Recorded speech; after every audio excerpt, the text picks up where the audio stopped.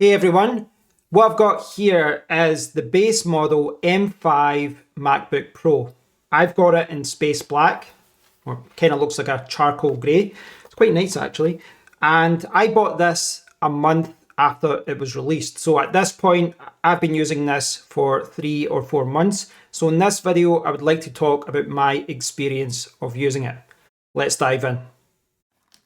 Apple gives customers many different configuration options for the MacBook Air and MacBook Pro. This does present a major dilemma for many people, as neither the memory or storage is upgradable, and Apple charges a hefty premium for upgrading from the base model. This can put you in a position where you regret the MacBook that you purchased as it's too underpowered for the apps that you use, or you spend way more than you need to as you're so worried that your apps are going to be bottlenecked due to lack of memory. The base model that I purchased boasts the Apple M5 chip with a 10-core CPU and 10-core GPU. It has a 14.2-inch display, 16GB of memory, and a 512GB SSD. It retails at £1,600 here in the UK, but I managed to buy it for only £1,300 during the Black Friday sales. So why did I buy the base model? Well, my main computer is a base model M4 Mac Studio, and that handles all of my video editing and productivity needs. So the base model MacBook Pro is sufficient for me, as I bought it to supplement my main computer, not to replace it. I do have the video editing application DaVinci Resolve installed on my MacBook just in case, but I will only be using that occasionally to edit simple videos. I've mostly been using this MacBook Pro for Google Chrome, writing scripts for my YouTube videos, managing my home network, testing products that I'm reviewing, and occasionally listening to music and watching YouTube and Netflix. Now, I'm using the word occasionally on purpose, as I usually turn to my iPad Pro when I want to relax and watch a video. In short, this MacBook Pro is my daily driver when I don't want to be tethered to my desk. When I tested the speed of my M4 Mac Mini's internal SSD a few years ago, I saw read speeds of 2.34GB per second and write speeds of only 1.72GB per second. In comparison, the internal SSD of this M5 MacBook Pro pushed read speeds of 6.66GB per second and write speeds of 5.87GB per second, which is absolutely incredible. CPU and GPU performance is excellent too. My Geekbench test generated a single core score of 4,260 and a multi-core score of 17,946. Whilst the OpenCL score for the GPU was 48,767. And on Cinebench, my testing showed the M5 chip beating the Apple M1 Max in many tests and performing well against the Apple M1 Ultra too, which is incredible, especially when you consider that M5's power draw is so much lower in comparison. In practice, what these impressive benchmarks mean is that this laptop always feels fast. It doesn't matter if I have 20 tabs open in Chrome or if I'm multitasking between multiple applications. Everything feels instant. So yes, I have the base model, the lowest spec, but I do think the term base model can be quite misleading and perhaps a little unfair when referring to this laptop, as it's an absolute powerhouse. I had the M1 MacBook Air a few years ago and it was an excellent computer, but I lean towards a MacBook Pro this time instead, as it has a better port selection, better display, and better speakers. At the left-hand side of the laptop is a MagSafe port, 2 Thunderbolt 4 ports, and a 3.5mm headphone jack. At the right-hand side, there is an HDMI 2.1 port that supports up to 8K at 60Hz or 4K at 240Hz, a third Thunderbolt 4 port, and a useful SDXC card slot that supports fast UHS 2 memory cards. The laptop's battery can be charged using MagSafe or USB Type-C, and once charged, you have up to 24 hours of video streaming available. The M5 MacBook Pro itself feels exceptionally well built, with a rigid aluminium chassis and a smooth hinge that reinforces the premium feel. At 1.55 kilograms or 3.4 pounds, it does obviously feel heavier than a MacBook Air, but this is by no means a heavy laptop. The mini LED backlit display is gorgeous, and it's perfect for daily use as it's bright, sharp, and incredibly clear for reading and writing for long periods. With the display boasting a 120Hz refresh rate, many people are choosing to game on this MacBook Pro as well, and they are managing to hit 60 frames per second on many popular titles. But the laptop still remains no match for top-of-the-range Windows gaming laptops. The 6-speaker system is also fantastic, making watching movies online a treat, and the built-in 1080p FaceTime HD camera is perfect for video calls. As you would expect from a MacBook, the keyboard and trackpad are great to use on a day-to-day basis too. So in this video, I wanted to focus more on my own personal experience of using the M5 MacBook Pro, rather than bombard you with a ton of benchmarks and tests and different things. But I am aware that because of that, most of this video has been positive so far. And part of the reason for that is because I went into this purchase with my eyes open. I knew what this could do. I knew what it was. And it ticks all the boxes for me. You know, everything that I was looking for, this pretty much does. But this is not a perfect laptop. No such thing exists. And it does have some minor issues. And some of these issues are things that all MacBooks have. For example, it smudges incredibly easily. It's, you know, it's maybe not easy to see in the camera, but you can maybe see a lot of fingerprints there. And I've cleaned this shortly ago. It wasn't that long ago I was cleaning this. The display has the same issue. When you look at the display, there's so many times I noticed that there's just lots of fingerprints on it, etc. This is a problem I've noticed with a lot of MacBooks. I've got the space black color, which is a kind of charcoal grey. Now I've not had any issues with this, but I've seen a lot of people say buy the silver version because over time this one, it chips easily. You know, if you drop it, you'll see the paint come off, but especially at the ports, over time, you know, you might see the paint come off here when you put in your HDMI cable, your Type-C cable, etc. The paint comes off. I've not noticed that, but I think for me, if it happens, you know, over a few years, I don't mind. One thing I did notice right away was that it was a little bit heavier than what I thought. Now, I've had a MacBook Air before, and I've also had this old Dell XPS 13 for years, which weighs pretty much exactly the same weight as a MacBook Air. So I'm used to walking around the house with this, and I can easily carry this one-handed.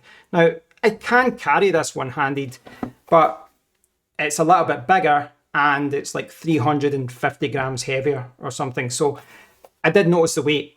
I do think a MacBook Air is a lot easier to just move around with. But I don't think this is heavy, and certainly when you compare this to other laptops in the market, this is still in the light category. You know, it still is. It's still a portable 14-inch laptop. Now, obviously, you can play games on this, and all the benchmarks and tests and reviews that I've seen about gaming, really, really impressive. Really impressive. What you can do on Mac Silicon with games now, it's getting good. And I'm really keen to see what they do in a few generations. But as it stands, this is not a gaming laptop, and I do not consider it as one. I play a lot of first-person shooters, but if I want to play a game such as Call of Duty, I'm going to buy a Windows gaming laptop. You know, it does well at games, but just go into this with your eyes open. This is not a gaming machine, certainly not when compared to really good Windows gaming laptops. But it's getting there. I really do think the strides that they've made in the gaming world is quite impressive. Price, I think if you look at premium laptops in the Windows world, then actually price isn't too bad. You know, for the quality that you're getting here with the speakers, with the webcam, with everything, you know, if you compare, you know, this price-wise to quality Windows laptops from Samsung or Microsoft, the price is about the same. But certainly there are a lot of cheaper options in the Windows world. Excuse me. Now, I am delighted with my purchase, and I do think the reasons I'm delighted with it is because it ticks all the boxes. And for me, that is, it's fantastic to type on. The display looks amazing. And the battery life is insane. Absolutely insane. It really is. And I'm not talking about just from a usability point of view, as far as I'm using it all day and watching videos all day. Standby time is incredible. And that's one of the problems I've had with a lot of Windows laptops. I was away on holiday for a week and then I didn't use this. It's probably for about 2 weeks, and I switched it back on. I'd fully turned it off and I still had 100% battery, which is just incredible. I really did not think that was going to happen. So yeah, really, really impressive. Now, as far as the base model goes, this for me does everything that I need, but this is not the most powerful MacBook out there. You know, you could buy a lot more memory, a lot more storage, and the newly released M5 Pro, M5 Max are out there as well. So if you're going to be working with LLMs, doing video editing, 3D imaging, you probably want to spend thousands and get, you know, a higher config MacBook Pro. That being said, you saw that I shared some video editing clips earlier. This is the video that you're watching just now. I've got it on my Mac Studio, but I imported it into this laptop. I didn't see any problems. I was not seeing any like scrubbing issues, no editing issues, which is just incredible. This CPU handled it well, and I was really surprised that the memory was sufficient as well. Only 16 gigabytes of memory against the 36 I've got in my Mac Studio. But yeah, I was really, really impressed by what it could do. Now, the setup that I've got just now, I imported this and I'm connecting to my NAS. You're not going to do that. You're going to use, you know, like an external SSD or something. If you're doing video editing, you're going to get faster speeds. We've got Thunderbolt 4 here, not Thunderbolt 5, but Thunderbolt 4, I think, is more than enough for basic video editing. But yeah, even when I'm connecting through my NAS, I was able to edit this video. That's incredible. So I will say again, I do think if you want to do video editing, if you're going to do, you know, things like that, 3D imaging and all the rest of it, you probably should bump up and spend more money and get a higher spec. You know, I think the M5 chip will be sufficient for many people, but you want to spend more money on memory, etc. But I've been really, really impressed with the base model.